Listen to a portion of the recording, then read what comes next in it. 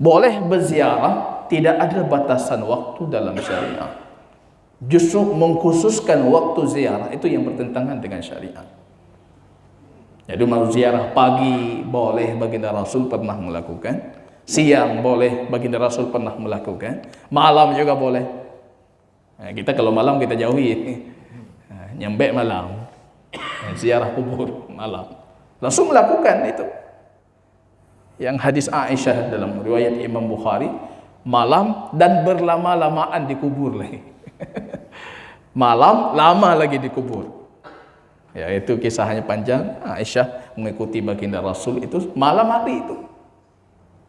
Di penghujung akhir-akhir dari kehidupan baginda. Malam dan lama sekali. Beliau mendoakan sampai 3 kali itu. Mengangkat tangan. Jadi kalau doa dikubur, angkat tangan. Karena ini diantara tempat dianjurkan kita mengangkat tangan ketika kita berdoa. Aisyah melihat hadis Imam Muslim, baginda Rasul mengangkat tangan sampai 3 kali. Berdoa, angkat tangan, mungkin selesai itu beliau berdoa lagi, itu di penghujung akhir hayat baginda Rasul. Dan itu malam hari, berlama-lamaan di kuburan. Hari ini kalau kita melakukan ini, kita udah dipikir ini dukun santet ini itu. Yang semua. Padahal itu ada anjurannya, itu ada sunnah dari baginda Rasul sallallahu alaihi wasallam. Assalamualaikum ahlad diyar. Dalam riwayah yang lain itu assalamu ala ahli diyar, enggak ada alaikum.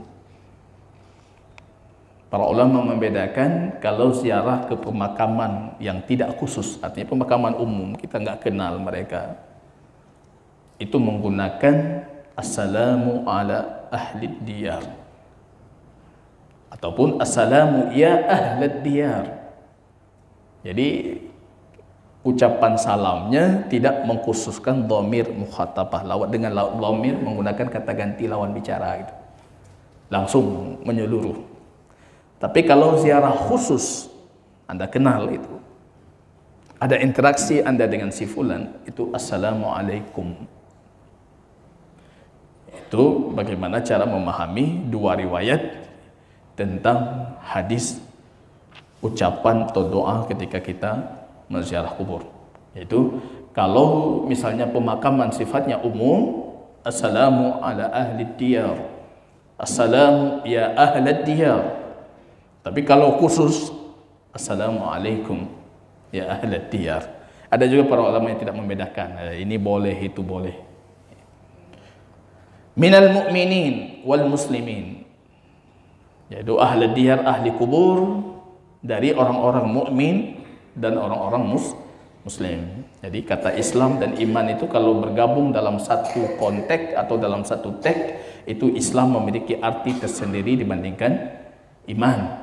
Islam itu amaliyah zahirah yang nampak, rukun Islam. Iman itu amaliyah batinah yang tidak nampak, rukun iman. Tapi kalau disebut dalam satu teks cuma muslim, itu masuk mukmin, masuk muslim.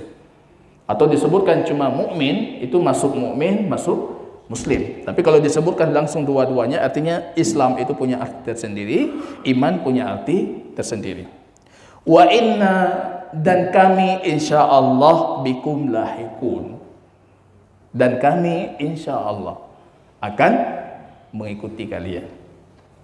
Jadi kenapa harus insyaallah? Pasti kita mengikuti ini. Kenapa harus pakai insyaallah? Padahal kematian itu pasti. Nggak perlu insyaallah, pasti mati. Kenapa dalam hadis ini disebutkan insyaallah? Ada yang tahu kira-kira ini apa nih insyaallah? Bagus, masya Allah. Jadwalnya yang insyaallah. Kalau Allah kehendaki, kapannya itu kalau Allah kehendaki, itu harus kita hadirkan. Harus kita hadirkan ketika kita mengucapkan ini. Insya Allah itu tentang jadwalnya, ataupun tentang mati kita dalam kondisi mukminin muslimin. Itu insya Allah. Tadi kita mengatakan assalamualaikum ya ahlad diyar minal mu'minin wal muslimin. Kami akan mengikuti kalian, mengikuti dalam keimanan juga, wafat dalam kondisi Islam dan iman. Itu insya Allah belum tentu. Hidayah itu hak mutlak milik Allah. Belum tentu itu. Maka harus ada insya Allah. Wa inna insya Allah bikum lahikun. Nas'alullahu lana wa lakum al-afiyah. Dalam berdoa mulai dengan diri sendiri, jangan mulai dengan orang lain dulu. Nas'alullah lana. Kami mohon kepada Allah untuk kami. Walakum, dan untuk kalian. Jangan dibalik. Jangan untuk kalian dulu. Kita dulu harus selamat, baru mendoakan orang lain selamat. Kalau Anda naik pesawat itu tiba-tiba turbulensi pesawatnya di atas itu turun itu, ya, apa namanya, untuk alat bantu pernafasan itu, selamatkan diri Anda dulu. Jangan fokus orang lain dulu. Di sini juga diajarkan demikian. Berdoa itu mulai dengan diri kita sendiri. Nas'alullah lana, kami mohon kepada Allah untuk kami dan untuk kalian al-afiyah. Jadi memohon afiyah. Afiyah itu bukan sehat wal afiyah saja. Afiyah itu segala kebaikan, segala kesembuhan, segala kelapangan, segala kemudahan. Afiyah itu.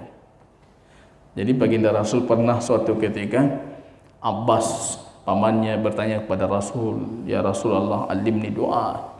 Wahai baginda Rasul, ajarkan aku doa, dan doa itu cukup bagiku. Rasul mengatakan apa? Is'alillah al-afiyah, minta kepada Allah al-afiyah, diberikan afiat. Abbas bingung dia, ini pendek kali doanya, padahal doanya cukup bagiku. Ya Rasulullah, zidni, tambah lagi ya Rasulullah. Rasul mengatakan, Is'alullah al-afiyah, cukup Anda meminta afiyah saja. Jadi berdoa, Allahumma inni as'aluka al-afiyah, ya Allah, aku meminta kepadamu afiyah. Abbas mengatakan, ya Rasulullah, tambah lagi, itu pendek kali doa. Kalau Anda baca kabeh.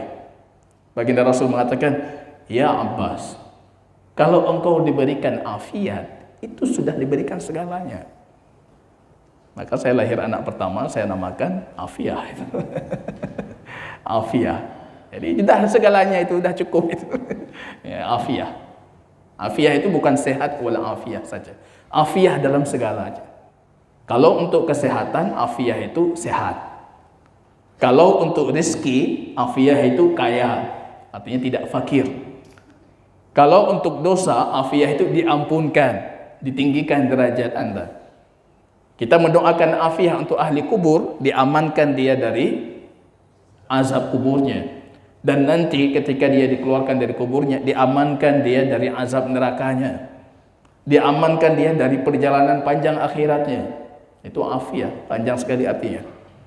Untuk kita yang masih hidup, diberikan afiyah segalanya. Maka ini doa pamungkas. Nas'alullah lana wa lakum afiyah. Kami mohon kepada Allah untuk kami dan untuk kalian afiyah. Itu Anda sudah minta segalanya itu. Kesehatan di situ, kemudahan rezeki di situ, dijauhkan dari mara bahaya di situ, diberikan derajat yang tinggi di situ, semua sudah lengkap. Dan Anda sudah mendoakan ahli kubur dengan doa yang lengkap juga. Maka baru paham Abbas ketika itu, ketika baginda Rasul mengatakan, wahai Abbas, kalau engkau diberikan afiyah, kamu sudah diberikan segalanya, sudah cukup itu. Baru Pak, oh, afiyah intinya. Ya, ini afiyah. Ini jamaah kaum muslimin rahimani wa rahimakumullah. Ini teks doa yang pertama. Di hadis selanjutnya itu hadis Imam Ibnu Abbas. Ada teks doa kedua itu di hadis yang sama seperti tadi, itu hadis Aisyah. Di sana ada tambahan wa yarhamullah mustaqdimin wal mustakhirin. Jadi yang namanya doa kita tidak terikat dengan lafaz tertentu. Beda dengan zikir. Kalau zikir harus terikat dengan lafaz. Tambah satu huruf saja tidak boleh. Kalau doa, ya banyak versinya. Anda mau ubah teksnya juga boleh. Karena beda kondisi, beda kebutuhan, beda ini, beda itu. Anda akan berdoa dengan doa yang berbeda. Orang tua Anda tahu punya satu kemaksiatan yang dia lakukan ketika masih hidup misalnya. Anda ingin mendoakan supaya Allah mempermudah dia dari kemungkaran yang pernah dia lakukan itu. Doanya harus kita ganti tagnya. Karena ini pembahasan doa. Kalau pembahasan zikir, ini tidak ada celah untuk kita mengubah-ubah zikir itu. Zikir harus sesuai mansur, yang sesuai yang diriwayatkan dari baginda Rasul. Mengganti Nabi dengan Rasul saja tidak boleh. Rasul melarang sahabatnya, jangan. Wa nabiyyuka alladhi arsalta wa rasuluka alladhi. Kata jangan Rasul, Nabi. Apa beda Nabi dengan Rasul? Itu saja tidak boleh. Apalagi Anda tambah. Apalagi zikir buat sendiri. Ada satu tunku yang saya kenal, ya, beliau menyodorkan ke saya bukunya, kitab kecil itu, zikir dan selawat itu. Ya, Ustaznya produk katanya. Saya terkejut, ini produk katanya. Beliau dengan bangga kan nyo produk katanya, Ustaz. Nyo hana dipalain. Memang hana palainnya produk katanya. Saya terkejut, gimana produk katanya? Ini bukan, ini zikir tidak ada celah untuk itu. Enggak ada celah untuk itu. Kalau doa, kita bisa memilih, bisa merubah. Ketika kita tadi salat, duduk di antara dua sujud, itu doa, bukan zikir. Mau tambah lagi. Kita lagi minta ini, nggak mungkin doa kita sama dengan yang lain. Ya, ini kita bedakan di mana posisi doa, di mana posisi zikir itu.